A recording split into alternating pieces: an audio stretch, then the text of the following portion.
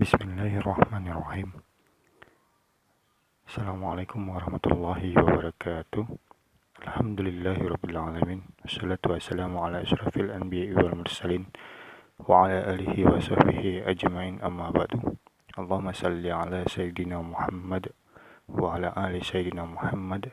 Rabbi syrah li sadri wa yassir li amri wahlul 'uqdatam min lisani yafqahu qawli. Rabbi zidni ilma warzuqni fahma. Baik siswa-siswa Ananda sekalian, hari ini Bapak sempat sedikit jelaskan tentang iman kepada kitab-kitab Allah. Ya, bismillahirrahmanirrahim. Pengertian iman, kemudian juga ada yang mengatakan suhub. Nah, di sini ditampilkan bahwasanya iman memiliki arti yakin dan percaya atau meyakini sepenuh hati. Kemudian pengertian kitab berarti wahyu Allah dalam bentuk buku atau kitab. Seperti yang diketahui bahwasanya wahyu itu diturunkan Allah melalui malaikat Jibril, itu dalam bentuk semacam lisan atau penyampaian begitu. Nah, kemudian dibukukan baru disebut sebagai kitab. Ketika malaikat Jibril menyampaikan wahyunya dalam bentuk penyampaian atau lisan, maka disebut sebagai wahyu. Kemudian juga ada suhuf. Suhuf berarti juga wahyu Allah, tapi dalam bentuk lembaran-lembaran, tidak tergabung menjadi sebuah buku atau kitab. Nah, itu perbedaan antara kitab sama suhuf. Jadi, pengertian iman kepada kitab adalah meyakini dengan sepenuh hati terhadap wahyu-wahyu yang Allah turunkan kepada para nabi dan kemudian dibukukan menjadi sebuah kitab. Apa saja yang wajib kita percayai daripada kitab-kitab yang diturunkan Allah? Antara lain, nah, kitab-kitab Allah yang wajib kita percayai diantaranya ada 4. Yang pertama ada kitab Taurat yang diturunkan kepada Nabi Musa alaihissalam. Yang kedua kitab Zabur yang diturunkan kepada Nabi Daud alaihissalam. Yang ketiga ada kitab Injil yang diturunkan kepada Nabi Isa alaihissalam. Dan yang terakhir sebagai penutup daripada semua agama dan kitab adalah Al-Quran yang diturunkan kepada Nabi Muhammad sallallahu alaihi wasallam. Nah, satu persatu apa itu Taurat? Ya, nah kurang lebih begitu. Wallahu a'lam, Bapak juga nggak tahu ini bentuknya seperti ini betul atau tidak. Surat Al-Isra ayat 2. Wa ataina Musal kitaba wa ja'alnahu hudal li bani Israila alla tattakhidhu min duni wakila. Dan kami berikan kepada Musa kitab Taurat dan kami jadikannya petunjuk bagi Bani Israel. Janganlah kamu mengambil pelindung selain aku, kata Allah. Nah, ini dasar ayat tentang turunnya kitab Taurat, atau dasar kita meyakini kitab Taurat. Berbahasa apakah kitab Taurat ini? Kitab Taurat berbahasa Ibrani dengan arti Torah. Taurat itu berarti Torah, yang berarti dalam bahasa Indonesia berarti instruksi. Dalam bahasa Ibraninya Torah artinya instruksi. Untuk siapakah kitab Taurat ini? Kitab Taurat diturunkan untuk Bani Israel. Nah, di manakah diturunkannya? Kitab Taurat diturunkan di Bukit Tursina, itu sekitar Mesir, ya, di Bukit Tursina atau semenanjung Sinai. Nah, apa saja isi-isi daripada kitab Taurat? Kitab Taurat mengandung 10 isi atau instruksi yang diantaranya ini yang ditampilkan: hormati dan cintai Allah satu saja, sampai dengan kepada jangan ingin memiliki barang orang lain dengan cara yang tidak halal. Nah, kemudian yang keduanya ada kitab Zabur, diturunkan kepada Nabi Daud alaihissalam.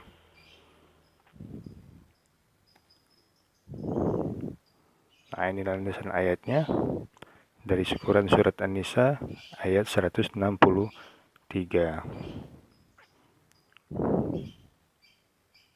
A'udzubillahi minasyaitonirrajim. Bismillahirrahmanirrahim. Inna auhayna ilaikal kama auhayna ila Nuhi wa nabiyyina min ba'dihi wa auhayna ila Ibrahim wa Ismail wa Ishaq wa Yaqub wal asbati wa Isa wa Ayyub wa Yunus wa Harun wa Sulaiman wa atayna Dawud zabura. Sesungguhnya kami mewahyukan kepada Muhammad sebagai kami telah mewahyukan kepada Nuh dan nabi-nabi setelahnya. Kami telah mewahyukan pula kepada Nabi Ibrahim, Ismail, Ishak, Yakub dan anak cucunya Isa, Ayub, Yunus, Harun dan Sulaiman. Dan kami telah memberikan kitab Zabur kepada Nabi Daud. Quran An-Nisa ayat 163. Kitab Zabur berbahasa Ibrani juga atau Kipti juga ada yang mengatakan begitu. Dalam bahasa Ibrani Zabur berarti Zimro. Zimro memiliki makna lagu atau musik nyanyi atau nyanyi pujian. Jadi dia berisi syair-syair, berisi puji-pujian tapi dengan senandung nyanyian atau pujian. Nah, kitab Zabur juga diperuntukkan untuk Bani Israel, untuk kaum yang sama, dan diturunkan di daerah Palestina atau di sekitar Yerusalem. Jadi nggak jauh-jauh, masih di semenanjung Arab, di daerah yang tadi sebelumnya di Mesir, yang ini di Palestina, masih di semenanjung Arab. Apa saja isi daripada kitab Zabur ini? Nah, ini 5 diantaranya isi daripada nyanyi-nyanyian, kitab inti daripada kitab Zabur ini. Yang pertama, nyanyian untuk memuji Tuhan. Kemudian nyanyian perorangan sebagai ucapan syukur, ratapan jamaah, ratapan dan doa individu, dan nyanyian untuk raja. Jadi dia berisi-berisi syair-syair. Kemudian yang ketiga, kitab Injil. Nah, landasan ayatnya ada di Quran surat Al-Hadid ayat 27. A'udzubillahi minasyaitonirrajim. Tsumma qaffayna ala atharihim birusulina wa qaffayna bi'isa ibni Maryam wa atainahul injil wa ja'alna fi qulubil ladzina ittaba'uhu ra'fatan wa rahmah. Kemudian kami susulkan rasul-rasul kami mengikuti jejak mereka, dan kami susulkan pula istri Isa putri Maryam, dan kami berikan Injil kepadanya, dan kami jadikan rasa santun dan kasih sayang dalam hati orang-orang yang mengikutinya. Al-Hadid ayat 27. Injil memiliki berbahasa Suryani. Bahasa Suryani juga dikenal sebagai bahasa Suriah. Diperuntukkan juga Bani Israel. Nah, ini istimewanya ya. Ketiga kitab ini diturunkan untuk kaum yang sama. Untuk siapa? Bani Israel. Nah, ini istimewanya kaum Bani Israel. Nah, diturunkan juga di daerah yang sama, di Palestina dan di sekitar Yerusalem, di tempat yang sama. Artinya ada dua kitab, ada dua nabi yang ditempatkan di tempat yang sama dan untuk kaum yang sama. Bahkan ketiga kitabnya untuk nabi untuk kaum yang sama-sama untuk Bani Israel semuanya. Apa isi Injil? Nah, kita ketahui bahwasanya Injil ini banyak perubahan-perubahan. Adapun isi yang benar dari Injil yang sesungguhnya diantaranya sebagai berikut. Dimulai dari penjelasan sekaligus petunjuk tentang kebenaran-kebenaran untuk orang-orang yang bertakwa, sampai dengan penjelasan tentang kabar gembira bahwa diutusnya Nabi yang terakhir, yaitu Nabi Muhammad SAW. Jadi orang yang memegang Injil asli, dia mempercayai bahwasanya akan turun Nabi terakhir sebagai Nabi penutup, yaitu Nabi Muhammad SAW. Yang terakhir sebagai penutup daripada semua kitab adalah Al-Quran. A'udzubillahi minasyaitonirrajim. Inna hadzal Qur'ana yahdi lillati hiya aqwamu wa yubashshirul mu'minina alladzina ya'maluna as-solihati anna lahum ajran kabira. Sesungguhnya Al-Quran ini memberikan petunjuk kepada jalan yang paling lurus dan memberi kabar gembira kepada orang-orang mukmin yang mengerjakan amal soleh bahwa bagi mereka ada pahala yang besar. Al-Isra ayat 9. Al-Quran diturunkan dalam bahasa Arab dengan makna bacaan secara bahasanya, dan secara istilahnya berarti firman Allah yang turunkan melalui malaikat Jibril kepada Nabi Muhammad SAW.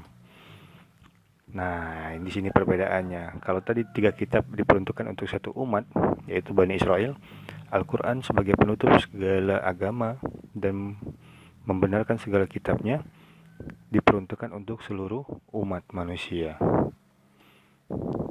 Diturunkan di Arab, 2 periode ya, diturunkan di Mekah dan Madinah, disebut sebagai ayat Makkiyah yang turun di Mekah, disebut ayat Madaniyah yang diturunkan di Madinah. 13 tahun di Mekah dan 10 tahun di Madinah, jadi lengkapnya 23 tahun kurang lebih. Adapun isi-isinya, inti daripada kesimpulan dari semua Al-Quran adalah yang pertama adanya akidah, yaitu yang pertama tentang keimanan. Ini ayat-ayat pertama mula-mula turun di Mekah untuk untuk menyampaikan kepada suku-suku Quraisy. Kemudian isinya ibadah, akhlak, muamalah, kemudian kisah. Nah, hampir daripada 50% lebih dari dalam Al-Quran isinya adalah kisah. Kemudian semangat mengembangkan ilmu pengetahuan. Nah, jadi kesimpulannya, kita sebagai umat Islam wajib meyakini kitab-kitab yang telah diturunkan oleh Allah. 4 kitab itu. Kemudian kedudukan Al-Quran untuk saat ini adalah sebagai sumber hukum yang utama dalam kehidupan kita. Yang keduanya adalah sunnah, dan yang ketiga adalah ijtihad atau ijma' para ulama. Nah, 3 tujuan pokok Al-Quran adalah akidah, syariat, dan akhlak. Diturunkan melalui perantara malaikat Jibril di Gua Hiro pada 17 Ramadan. Terakhir ketika Rasulullah wukuf di Arafah pada 9 Zulhijjah turunnya. Ayat yang tadi Bapak sebutkan bahwasanya ayat yang turun di Mekah disebut Makkiyah dan turun di Madinah disebut Madaniyah. Itulah kurang lebih penjelasan mengenai iman kepada kitab-kitab Allah. Dan sebagai penutup daripada materi ini adalah langsung dilanjutkan dengan penilaian harian, bahwa minta untuk mencari satu hadis mengenai iman kepada kitab Allah, kemudian tampilkan hadisnya di media e-learning, kemudian berikan komentar Anda secara pribadi tentang hadis tersebut. Demikian. Alhamdulillah. Assalamualaikum warahmatullahi wabarakatuh.